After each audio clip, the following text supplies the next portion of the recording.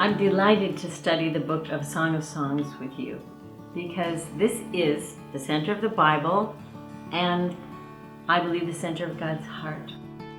If you have tried to serve the Lord, you've been serving Him a long time and you're getting weary in well-doing, you're getting tired, disappointed maybe, a little bit of despair, this is the book you want to read because in it the Lord restores our heart as we take our focus off of the ministry and off of ourselves. We get our focus onto Him and what He says about us and how much He loves us. You know, God said the most important, the greatest and the first commandment is that we love the Lord our God with all our heart, all our soul, and all our mind. But we can't do that in our own strength and we can't bring that about. But as we read His words and the way He loves us, it releases something in us, you know, like worship that just bubbles up. It's our response to God is that we love Him the way He loves us. Once that is established, loving our neighbor as ourselves flows because His love is then flowing through us. The Song of Songs was written by Solomon. It was his third book. His first book being Proverbs, a book of wisdom.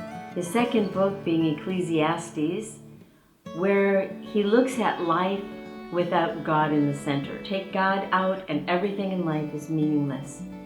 But the Song of Songs is putting God in the very center, and everything in your life from then on has meaning. I think it arouses in the believer an emotion and a passion for God that enables him to do the work of the ministry. Solomon actually wrote 1,005 songs, and this is the Song of Songs. This is the best. This is the best prophetic song. And in fact, Mike Bickle said, perhaps this is the song of the Lamb that will be sung in heaven, that we will hear in heaven, put to music. It is lasting, it is powerful, it is prophetic. So as we read these prophetic words in this book, we want to let them enter our prayer life. Because as I read, kiss me with the kisses of your mouth, I can pray that back to God. This can show me how to pray, how to move into intimacy. Do you feel like you're watching other people get close to God while you watch Him from a distance? I remember one time I was at a conference and a lady said, okay, I want you all to close your eyes and I want you to think of Jesus as the Good Shepherd. And where are you in that picture? You know where I saw myself? I saw myself looking up at Him while He was holding someone else. That's not nice. We all want to be the lamb that's right up close to Him. But that's how I saw myself. And whenever I saw Jesus, I saw His profile.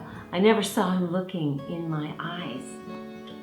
I think Song of Songs has brought me face to face with God, where I'm the one that's up in His arms. I think that's what will happen as you read it. As you pray the things that are spoken about here, He will open it. And you know, you'll never get enough. You'll read it over and over. And every time you read it, He will open up something more for you and it will get deeper and deeper. I actually began my study of Song of Songs when a lady was speaking over me prophetically. And as she was speaking, she saw an apple. And she paused and she thought, I'm seeing an apple. Oh, she said, you need to study the Song of Songs because Jesus is the apple tree and you'll find Him there. Well, I took those words very seriously, and the Lord carved out a time in my life when I didn't have a lot of ministry to do. And I took 2 years and I dug into Song of Songs. And as I understood what some of the symbols meant, it began to open up for me. And it had a great, refreshing impact on my life. We will, as we study Song of Songs, we will see the progression of a believer from being tired, being worn out, being self-focused, to being brought into his very chambers, to being brought up close and hearing his expressions of love and being renewed and refreshed with his apples and his raisins. This is a book worth our time, and this is a book worth studying over and over.